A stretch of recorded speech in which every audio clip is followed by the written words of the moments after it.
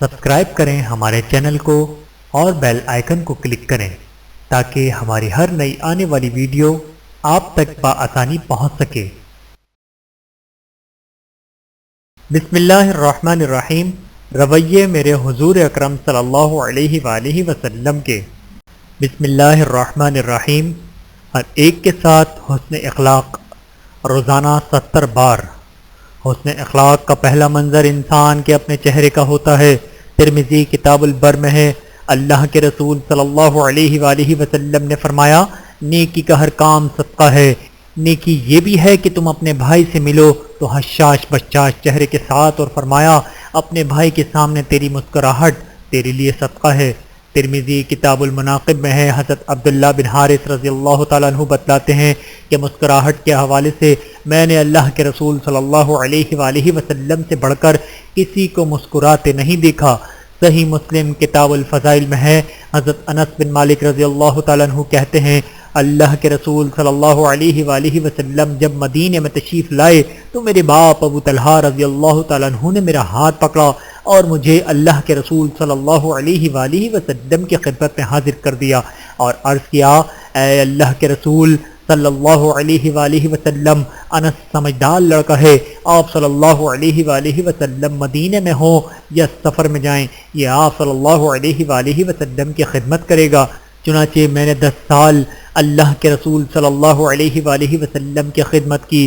اللہ کی قسم کھا کر کہتا ہوں، آپ صلی اللہ علیہ وآلہ وسلم نے کبھی اف اوئے تک نہ کہا، اور نہ کبھی یہ کہا کہ تو نے یہ کام کیوں نہ کیا یا تو نے یہ کام کیوں نہ کیا۔ حقیقت یہ ہے کہ حضور سارے لوگوں میں سب سے بڑھ کر خوبصورت ترین اخلاق کے مالک تھے۔ حضرت انس بن مالک رضی اللہ تعالیٰ عنہ حضور نبی کریم صلی اللہ علیہ وآلہ وسلم کی ایک مجلس کی منظر کشی کرتے ہوئے بتلاتے ہیں۔ امام ترمذی کتاب البر میں روایت لائے ہیں کہ ایک بزرگ سردار آیا، وہ اللہ کے نبی صلی اللہ علیہ وآلہ وسلم سے ملاقات کرنا چاہتا تھا۔ چنانچہ جو لوگ حضور کے قریب بیٹھے تھے دائیں بائیں سرکنے لگے تاکہ بزرگ سردار کے لیے جگہ بنائیں۔ حضور نبی کریم صلی اللہ علیہ وآلہ وسلم نے جب یہ انداز دیکھا تو فرمایا، جو ہمارے بچوں پر رحم نہ کرے اور ہمارے بڑے لوگوں کی توقیر نہ کرے وہ ہم میں سے نہیں۔ ایک اور روایت میں ہے، جو ہمارے بڑوں کے شرف یعنی عزت کو پہچانتا نہیں۔ ایک اور روایت میں ہے، جو ہمارے بڑوں کے شرف یعنی عزت کو پہچانتا نہیں۔ ایک اور روایت میں ہے، جو ہمارے بڑوں کے حق کو پہچانتا نہیں۔ اللہ بچوں پر شفقت اور بڑوں کی توقیر، شرف اور حق کو پہچاننے کا نام اخلاق ہے۔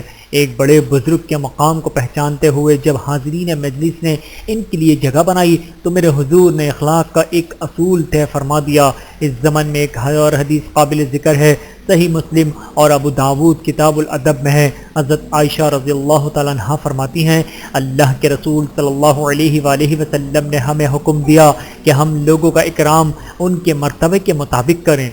ترمذی کتاب البر میں ہی حضرت ابو ذر رضی اللہ تعالیٰ عنہ کی روایت ہے، خادموں کے بارے میں حضور نے فرمایا، یہ تمہارے بھائی ہیں جنہیں اللہ نے تمہارے ماتحت کر دیا ہے، لہٰذا جس شخص کے ماتحت اس کا کوئی بھائی ہو تو وہ اسے اپنے کھانے سے کھانا کھلائے، اپنے پہناوے سے اسے پہنائے، اور اس پر کام کے ایسے بوجھ کی تکالیف نہ ڈالے جو اس کے بس میں نہ ہو، اور اگر اس کے بس سے باہر ہو تو اس کی مدد کرے۔ ترمذی کتاب البر میں ہے، حضرت عبداللہ بن عمر رضی اللہ تعالیٰ عنہ کہتے ہیں کہ ایک شخص اللہ کے رسول صلی اللہ علیہ وآلہ وسلم کی خدمت میں حاضر ہوا اور پوچھنے لگا، اے اللہ کے رسول صلی اللہ علیہ وآلہ وسلم، میں خادم کو کتنی دفعہ معاف کروں؟ اللہ کے رسول صلی اللہ علیہ وآلہ وسلم خاموش رہے تو وہ دوبارہ پوچھنے لگا، اے اللہ کے رسول صلی اللہ علیہ وآلہ وسلم، میں خادم کو کتنی بار معاف کروں؟ آپ صلی اللہ علیہ وآلہ وسلم نے فرمایا، روزانہ 70 بار۔ صدقہ دی ہوئی شے کی خریداری۔ ایک مسلمان کا اخلاق اس قدر اعلیٰ ترین معیار کا ہونا چاہیے کہ دور سے بھی کوئی داغ دھبا نظر نہ آئے، ملاحظہ ہو میرے حضور کی رہنمائی۔ ابو داود کتاب الزکوٰۃ میں ہے، حضرت عبداللہ بن عمر رضی اللہ تعالیٰ عنہ بتلاتے ہیں کہ ان کے ابا جی حضرت عمر بن خطاب رضی اللہ تعالیٰ عنہ نے اللہ کی راہ میں ایک گھوڑا دیا پھر دیکھا کہ اسی گھوڑے کو فروخت کیا جا رہا ہے۔ انہوں نے ارادہ کیا کہ اس گھوڑے کو خرید لیں، لیکن خریدنے سے قبل اللہ کے رسول صلی اللہ علیہ وآلہ وسلم سے پوچھا کہ وہ اسے خریدیں یا نہ خریدیں۔ آپ صلی اللہ علیہ وآلہ وسلم نے فرمایا اسے مت خریدنا اور اپنا صدقہ واپس نہ لینا۔ اللہ اللہ، بظاہر تو کوئی حج نہیں کہ گھوڑا کھلی منڈی میں فروخت ہو رہا ہے، پیسے دے کر ہی خریدنا ہے، مگر دیکھنے والوں کے ذہن میں یہ بات آ سکتی ہے کہ شاید اپنا صدقہ واپس لے لیا، یہ کردار پر دھبا ہے، چنانچہ غلط فہمی کی گنجائش پیدا ہی کیوں نہ ہونے دی جائے۔ اس طرح کا ہونا چاہیے کہ ایک مسلمان کا کردار۔ دوسری قباحت یہ بھی ہو سکتی ہے کہ بیچنے والا رواداری اختیار کرے گا کہ دیا تو اسی نہ تھا، اب رواداری میں جتنا ملتا ہے لے لیا جائے۔ الغرض ان قباحتوں کے پیش نظر حضرت عمر رضی اللہ تعالیٰ عنہ کا دل بھی مطمئن نہیں ہوا، تبھی تو اپنے حضور صلی اللہ علیہ وآلہ وسلم کی خدمت میں حاضر ہوئے اور میرے حضور نے بھی اسے صدقہ لوٹانے سے تعبیر کیا۔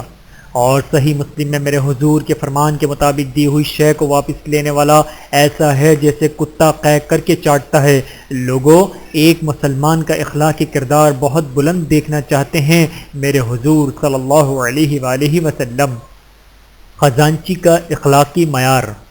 اخلاقی برتری کی ہی ایک اور مثال صحیح بخاری اور ابو داود کتاب الزکوٰۃ میں یوں ہے کہ اللہ کے رسول صلی اللہ علیہ وآلہ وسلم نے فرمایا، یہ حقیقت ہے کہ دیانتدار خزانچی جو اپنے مالک یا امیر کے حکم کے مطابق دل کی خوشی سے پورا دے، یہاں تک کہ جس کو دینے کا حکم دیا گیا ہے اسے دے دے، تو اس خزانچی کا شمار دو صدقہ کرنے والوں میں سے ایک کا ہے، ایک وہ مالک یا امیر جس نے دینے کا حکم دیا، اور دوسرا یہ خزانچی جس نے دل کی خوشی سے حکم کی تکمیل کر دی۔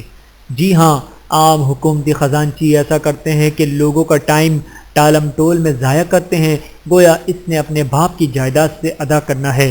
یہ خواہ مخواہ بخل کر کے اخلاقی ذہنیت کی پستی کا مظاہرہ کر رہا ہے اور اللہ کا مجرم بن رہا ہے، حالانکہ آخرکار دینا ہی پڑے گا۔ دوسرا وہ خوش قسمت ہے کہ جو دل کی خوشی سے فوراً دیتا ہے، اسے اسی طرح صدقہ دینے والا شمار کر لیا جائے گا جس طرح کہ وہ مالک صدقہ دینے والا ہے جو اپنے مال سے دے رہا ہے۔ یوں میرے حضور اپنے امتیوں کی تربیت کرتے ہیں کہ ایک مسلمان کی اخلاقی سطح بخل جیسے خسیس پن سے عبارت نہیں ہونی چاہیے، بلکہ فراخ دلی کے حسن سے مزین ہونی چاہیے۔ ایسی معمولی اور چھوٹی چھوٹی علائشوں میں مبتلا کی بجائے مسلمان کو اس قدر بلند اخلاق ہونا چاہیے کہ وہ علائشوں کی دلدل میں نہ دھسے، بلکہ وسیع میدان میں تعاون کرنے والا فراخ دل رکھنے والا ہونا چاہیے۔ کیسا بتلاتے ہیں میرے حضور صلی اللہ علیہ وآلہ وسلم۔ شکر گزار اور نمک حرام۔ صحیح مسلم کتاب الذکر اور ابو داود کتاب الزکوٰۃ میں ہے، فرمایا جس نے کسی مسلمان سے دنیا کا ایک دکھ دور کر دیا، عزت و جلال والا اللہ قیامت کے دن اس کا ایک دکھ دور کر دے گا، اور جس نے کسی مشکل گھرے میں شخص کے لیے آسانی کے سامان کر دیا، اللہ اس کے لیے دنیا اور آخرت میں آسانی کر دے گا۔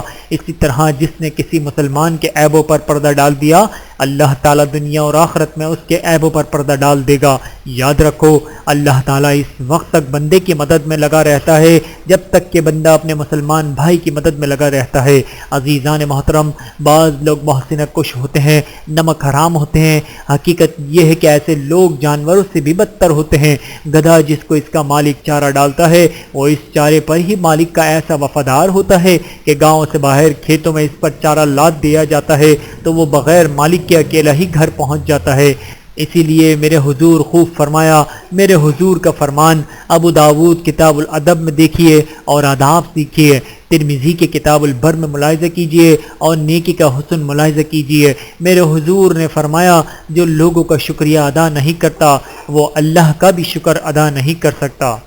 شکر کا معنی قدردانی ہے، یعنی جو اپنے کسی محسن کی قدردانی نہیں کرتا وہ اللہ کی قدردانی کیسے کرے گا، جبکہ اللہ کے احسانات کی عظمتوں کے کیا کہنے، اور پھر ان کی گنتی کا تو کوئی شمار ہی نہیں۔ تو جو انسان اپنے محسن کسی انسان کا شکر ادا نہیں کرتا، قدردانی نہیں کرتا، وہ اللہ کے عظیم احسانات اور بے شمار انعامات کی قدردانی کیسے کرے گا۔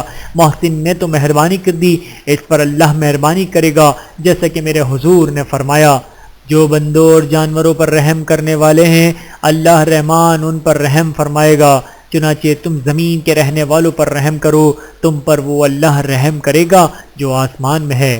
بحوالہ سنن ابی داود کتاب الادب۔ اے محسن کش، تیرے محسن نے تجھ پر دین کا احسان کیا، دنیا کا کوئی احسان کیا، یہ تیرا محسن ہے، بدلہ اس کی محسن کشی کرتا ہے تو تجھ سے بڑھ کر بد اخلاق کون ہوگا؟ سب سے بڑے تیرے محسن تیرے ماں باپ ہیں، تیرا استاد ہے، ان کی محسن کشی اور نمک حرامی کر کے تو نے اخلاق کی دھجیاں اڑا دی، اب تیرا کیا بنے گا؟ جلدی سے توبہ کر لے اور ابو داؤد کتاب الادب میں میرے حضور کا فرمان سن لے، بد خلق اور بد مزاج جنت میں داخل نہ ہوگا اور نہ ہی تکبرانہ چال چلنے والا۔ اچھا اخلاق اور جنت۔ قیامت کا دن ہے، اعمال کا وزن ہو رہا ہے، اخلاق کا وزن ہو رہا ہے، اخلاق کا بھی وزن ہوگا۔ اس کا وزن کتنا ہوگا؟ ابو داؤد کتاب الادب میں ہے، ترمذی کتاب البر میں ہے۔ حضور اکرم صلی اللہ علیہ وآلہ وسلم نے فرمایا، قیامت کے دن مومن کے ترازو میں حسن اخلاق سے بڑھ کر کوئی شے زیادہ وزنی نہ ہوگی۔ عزیزان محترم، خوش قسمت ہیں اچھے اخلاق والے جو وزن کروا کے کامیاب ہو گئے اور حضور نبی کریم صلی اللہ علیہ وآلہ وسلم کی خدمت میں پہنچ گئے۔ ترمذی کتاب البر میں ہے، میرے حضور نے فرمایا، تم لوگوں میں سے جو لوگ مجھے سب سے زیادہ پیارے ہیں اور قیامت کے دن تم سب سے بڑھ کر مجلس میں جو میرے قریب ہوں گے، وہ لوگ ہوں گے جو تم لوگوں میں سب سے بڑھ کر اخلاق میں اچھے ہوں گے۔ عزیزان محترم، آئیے اب جنت میں خاص قسم کے محلات کا نظارہ کرتے ہیں۔ دنیا میں رہ کر ان محلات کی عظمت اور رعنائی اور حسن و زیبائش کا تصور ناممکن ہے۔ ترمذی کتاب البر میں ہے، میرے حضور نے فرمایا، بلا شبہ جنت میں ایسے بالا خانے ہیں کہ ان کے ظاہر قرآن کے باطن سے دیکھا جائے گا اور ان کے باطن قرآن کے ظاہر سے دیکھا جا سکے گا۔ ایک دیہاتی اٹھا اور پوچھنے لگا، اے اللہ کے رسول صلی اللہ علیہ وآلہ وسلم، یہ محل کس کے لیے ہوگا؟ فرمایا، یہ اس کے لیے ہے جس کی گفتگو دل ربا ہو، کھانا کھلاتا ہو، روزے رکھنے کا عادی ہو، رات کو اس وقت اللہ کی خاطر نماز پڑھتا ہو جب لوگ سو رہے ہوں۔ عزیزان محترم، اچھے اخلاق والا جنت کے محل میں پہنچ گیا، اب محل والی بھی چاہیے۔ اللہ تعالیٰ اچھے اخلاق کے بدلے میں ایک خاص الخاص محل والی بھی عطا فرمائے گا۔ دیکھیے، ترمذی میں کتاب البر اور ابو داؤد میں کتاب الادب کا نظارہ خلق عظیم کے مالک میرے حضور نے بتلایا، جو غصے کو پی گیا، اس کے باوجود کہ وہ غصے پر عمل درآمد کرنے کی طاقت رکھتا تھا، اللہ تعالیٰ اسے قیامت کے روز تمام مخلوقات کے سامنے بلائے گا اور اسے اختیار دے گا کہ وہ حور عین میں سے جون سی حور چاہے پسند کر لے۔ عزیزان محترم، حسن اخلاق کے سلسلے میں پیارے حضور کا ایک اور فرمان ہے، امام ابو داؤد کتاب الادب میں لائے ہیں، ملاحظہ ہو حسن اخلاق کے موتی جو جھڑے ہیں میرے حضور کے دہن مبارک سے۔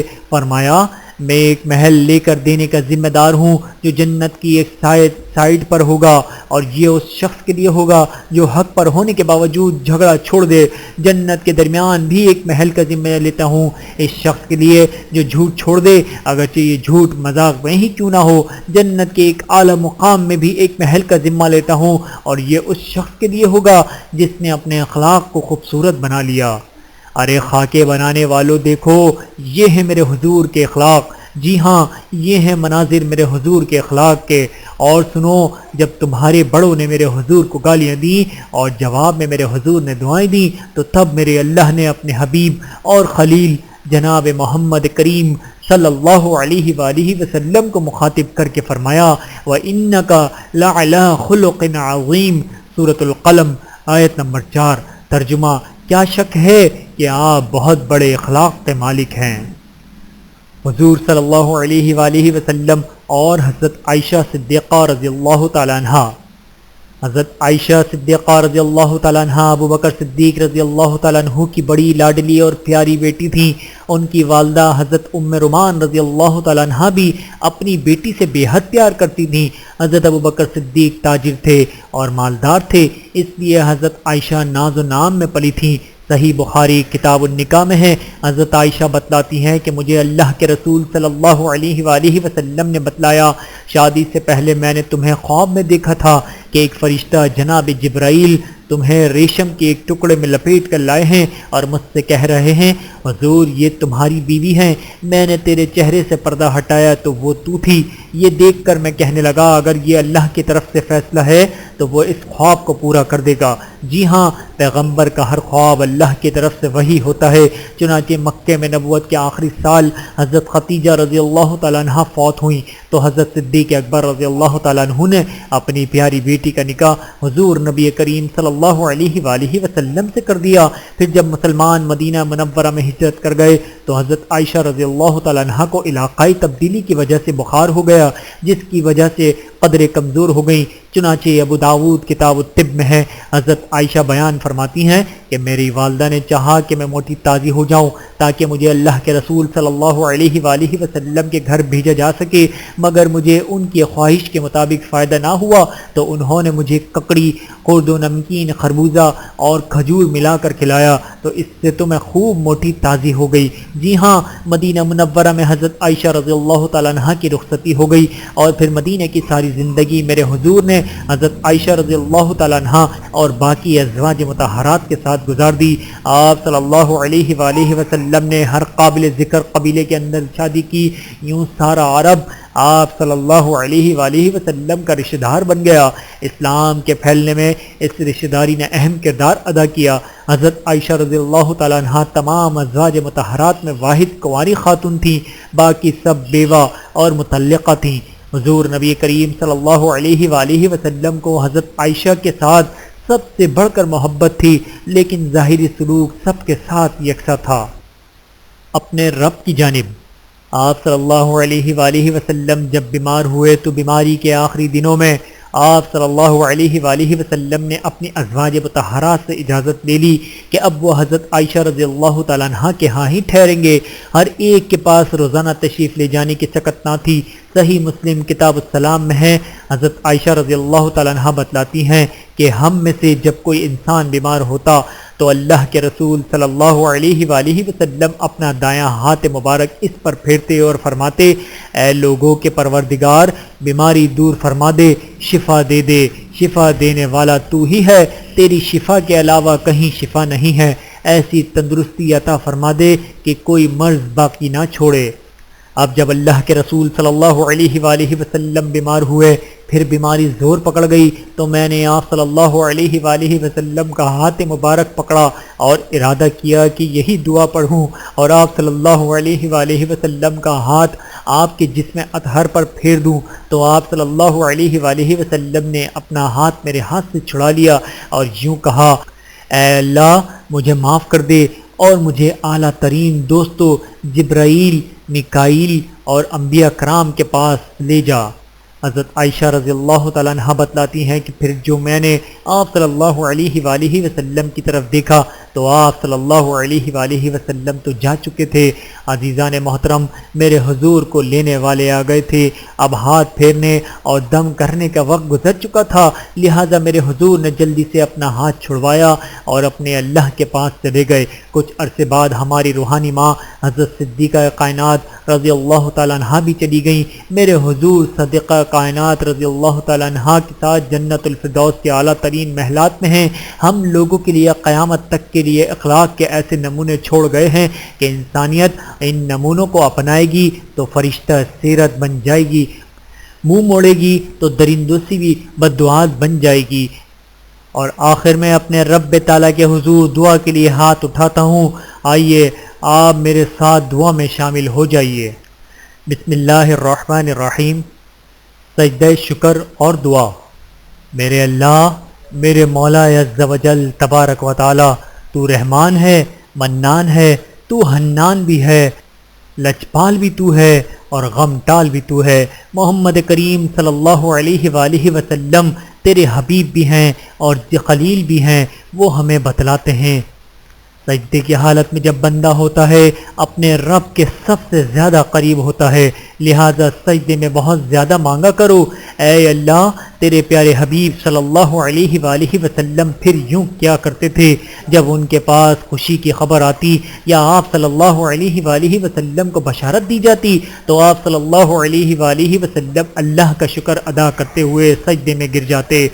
اے اللہ میں تیرے سرکار میں آ گیا ہوں، میں تیرے دربار میں گر پڑا ہوں، میں تیری جناب میں سجدہ ریز ہو گیا ہوں، میں نے تیرے آستانے پہ ماتھا رکھ دیا ہے، میں نے چوکھٹ پہ پیشانی خاک آلود کر دی ہے، میں نے ناک زمین پر رگڑ دی ہے۔ اے اللہ تیرے پیارے حبیب جناب محمد کریم صلی اللہ علیہ وآلہ وسلم نے بتلایا ہے، دل کی مثال پرندے کے ایک پر کی سی ہے جسے چٹیل میدان میں ہوائیں الٹا پلٹا رہی ہیں۔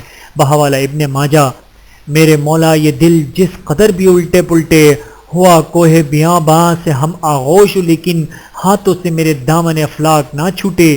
ہاں ہاں میرے مولا، تیرے مصطفیٰ صلی اللہ علیہ وآلہ وسلم کی سیرت کے رویے نگاہوں کے سامنے رہیں، آنکھوں سے اوجھل ہونے نہ پائیں، نظر ہٹنے نہ پائیں۔ ربنا لا تزغ قلوبنا بعد اذ ہدیتنا وہب لنا من لدنک رحمہ انک انت الوہاب۔ سورہ آل عمران آیت نمبر 8۔ رب ہمارے ہدایت دینے کے بعد ہمارے دلوں کو ٹیڑھا نہ ہونے دینا، اپنی جناب سے رحمت عطا فرما دینا۔ کیا شک ہے کہ داتا تو ہی ہے، ہم فقیر ہیں، مانگنے کے والے گدھا ہیں، تجھ ہی سے مانگتے ہیں، اس طرح مانگتے ہیں جس طرح حبشے کا بلال رضی اللہ تعالیٰ عنہ مانگتا تھا۔ مدینہ منورہ کی ایک خاتون نے بتلایا ہے، اس خاتون کا تعلق انصار کے قبیلے بنو نجار سے ہے، کہتی ہے مسجد نبوی کے گرد جو گھر تھے میرا گھر ان گھروں میں سب سے اونچا تھا۔ حضرت بلال رضی اللہ تعالیٰ عنہ اسی گھر کی چھت پہ فجر کی اذان کہتے تھے، وہ سحر کے وقت یہی یہاں آ کر بیٹھ جاتے تھے، صبح صادق کو دیکھتے رہتے تھے، جو ہی سحر کی سفیدی نمودار ہوتی وہ اسے دیکھتے اور انگڑائی لیتے، پھر کہتے اے اللہ میں تیری تعریف کرتا ہوں، قریش کے معاملے میں تجھ ہی سے مدد مانگتا ہوں، وہ تیرے دین کو قائم کرنے والے بن جائیں۔ بحوالہ سنن ابو داود کتاب الصلاۃ۔ اس گھر کی مالکن انصاری خاتون کہتی ہیں، یہ جملے کہہ کر حضرت بلال رضی اللہ تعالیٰ عنہ اذان شروع کر دیتے، میں اللہ کی قسم کھا کر کہتی ہوں مجھے نہیں معلوم کہ بلال رضی اللہ تعالیٰ عنہ نے کسی رات بھی ان کلمات کو چھوڑا ہو۔ اے اللہ ہم بھی دعا کرتے ہیں تیرے حبیب صلی اللہ علیہ وآلہ وسلم کے بلال رضی اللہ تعالیٰ عنہ کی طرح تیرے حضور فریاد کرتے ہیں، ظلم و زوال کی رات لمبی ہو گئی، اسلام کا سفیدہ سحر نمودار کر دے، امریکیوں کو اسلام کا پاسبان بنا دے، یورپ کے گروہ کو دین کا انعام دے دے، آسٹریلیا کو پیارے محمد صلی اللہ علیہ وآلہ وسلم کا والا وشیدہ بنا دے۔ اللہ اللہ اتنی دیر نہ کرنا کہ آس اور امید کا دھاگا ٹوٹ جائے۔ پیارے مصطفیٰ صلی اللہ علیہ وآلہ وسلم کی آواز آتی ہے، ابن ماجہ کے صفحات سے آتی ہے، کتاب السنہ کے دروازے سے آتی ہے، اے اللہ ہمارے رب ہم اپنے بندوں کی ٹوٹتی امید پر ہنستا ہے، کیونکہ اس کی جانب سے حالات کی تبدیلی قریب ہوتی ہے۔ میرے مولا ہم مان گئے، تیرے پیارے حبیب صلی اللہ علیہ وآلہ وسلم کی بات پر ایمان لے آئے، اللہ اب دنیا تبدیل کر دے، حضور صلی اللہ علیہ وآلہ وسلم کی پر رحمت سیرت کو دنیا کا صاحبان بنا دے، دھوپ سے بچا لے، تپتی لو سے میرا رخسار بچا لے، اسلام کی ایسے باد نسیم چلا دے جو پیار سے میرا گال تھپتھپا دے۔ وہ دیکھو ایک قافلہ مدینے کی جانب چلا آ رہا ہے، اس قافلے کا منظر صحیح بخاری کے صفحات پر نظر آ رہا ہے، حضور صلی اللہ علیہ وآلہ وسلم اونٹنی پہ سوار ہیں، اونٹنی کا نام عزبہ ہے، کوئی نہیں جو اس سے آگے بڑھ جائے۔ حضرت انس رضی اللہ تعالیٰ عنہ بتلاتے ہیں ایک دیہاتی اونٹ دوڑاتا آگے بڑھ گیا، عزبہ پیچھے رہ گئی، صحابہ رضی اللہ عنہم نے برا منایا، مگر اللہ کے رسول صلی اللہ علیہ وآلہ وسلم نے فرمایا شک و شبہ سے بالا یہ حقیقت ہے اللہ نے اپنے اوپر لازم کر لیا ہے، دنیا میں جو بھی عروج پہ جاتا ہے اللہ اسے نیچا دکھا کے رہتا ہے۔ میرے اللہ میں نے دیکھ لیا، تواضع کے دروازے سے جھانک کر میں نے تیرے پیارے مصطفیٰ صلی اللہ علیہ وآلہ وسلم کے انکسار کو دیکھ لیا، میں قربان تیرے پیارے حبیب صلی اللہ علیہ وآلہ وسلم پر، شاہ مدینہ ہو کر جنہوں نے تواضع کا اظہار فرمایا، رہتی دنیا تک تیرے دستور سے ہمیں آگاہ کر دیا۔ میرے مولا تیرے پیارے مصطفیٰ صلی اللہ علیہ وآلہ وسلم کے فرمان نے میری امیدوں کو جوان کر دیا، میرے حوصلوں کو جلا بخش دیا، عزم کو فولاد بنا دیا، ارادے کو کوہ گرا بنا دیا۔ ہاں تیرے اس پیارے نبی صلی اللہ علیہ وآلہ وسلم کے فرمان نے جو ارادوں کے اس قدر پکے تھے کہ صحیح مسلم میں ہر مسلم کے لیے یہ نمونہ ہے۔ آپ صلی اللہ علیہ وآلہ وسلم نے اپنے پیٹ پہ پٹی باندھی ہوئی تھی، یہ پٹی بھوک کی وجہ سے تھی۔ ہاں اے اللہ تیرے مصطفیٰ صلی اللہ علیہ وآلہ وسلم کے ایسے پیروکاروں نے ہی قیصر و کسریٰ کو تہ و بالا کر دیا تھا۔ اے اللہ پیٹ مبارک پہ بندھی پٹی نے ہر دور میں ہر مسلم کو کوہ گراں بنا دیا۔ تیرے حبیب صلی اللہ علیہ وآلہ وسلم کی زندگی میں ہی یہ وقت بھی آیا، مکے کے سارے مشرک قریشی مسلمان ہوئے، بلال رضی اللہ تعالیٰ عنہ کی دعا بر آئی، تبھی تو وہ تیرے مصطفیٰ صلی اللہ علیہ وآلہ وسلم کے ہمراہ کعبے کے اندر گئے۔ ابن ماجہ کا باب الملاحم دیکھتا ہوں، اے اللہ تیرے مصطفیٰ صلی اللہ علیہ وآلہ وسلم نے فرمایا جب بڑی بڑی جنگیں ہوں گی اللہ 9 مسلموں کو ایک لشکر کھڑا کرے گا، ان کے گھوڑے عرب کے بہترین گھوڑے ہوں گے، ان کا اسلحہ سب سے اعلیٰ ٹیکنالوجی کا حامل ہوگا، اللہ ان کے ذریعے سے دین کو طاقتور کر دے گا۔ اے میرے مولا میری اس کتاب کو، گستاخانہ خاکوں کے جواب کو، میرے حضور صلی اللہ علیہ وآلہ وسلم کے رویے کو ایک سبب بنا دے ان لوگوں کے اسلام کا جن کا پتہ تیرے مصطفیٰ صلی اللہ علیہ وآلہ وسلم نے بتایا ہے۔ میرے مولا ایک اور سجدہ شکر تیرے دربار میں، تیرا اسلام کس قدر عظیم ہے، جو بھی اس کا پرچم اٹھا لے تیرے حبیب محمد کریم صلی اللہ علیہ وآلہ وسلم کی محبت و اطاعت کا نعرہ لگا لے، وہ عربی ہو یا عجمی، امریکی ہو یا یورپی، افریقی ہو یا ایشیائی، کالا ہو یا گورا، سرخ ہو یا گندمی، ہر مسلم یہی کہے گا یہ میرا بھائی ہے، اس لیے کہ اس نے کہہ دیا محمد صلی اللہ علیہ وآلہ وسلم ہمارے رسول ہیں۔ اے اللہ پھر میں کہہ دوں ایسا کہنے والا بس اب آیا ہی چاہتا ہے، ایک ذرا صبر کے سیرت کا سائبان چھایا جاتا ہے۔ وآخر دعوانا ان الحمد للہ رب العالمین۔ ویڈیو دیکھنے کا بہت شکریہ۔ مزید ویڈیوز دیکھنے کے لیے ہمارے چینل کو سبسکرائب کریں۔ اگر ویڈیو پسند آئے تو لائک کریں۔ اچھی بات کو دوسروں تک پہنچانا صدقہ جاریہ ہے۔ جزاکم اللہ خیرا کثیرا۔ اپنا اور اپنے پیاروں کا بہت زیادہ خیال رکھیے گا اور مجھے دعاؤں میں یاد رکھیے گا۔ Take care. اللہ حافظ۔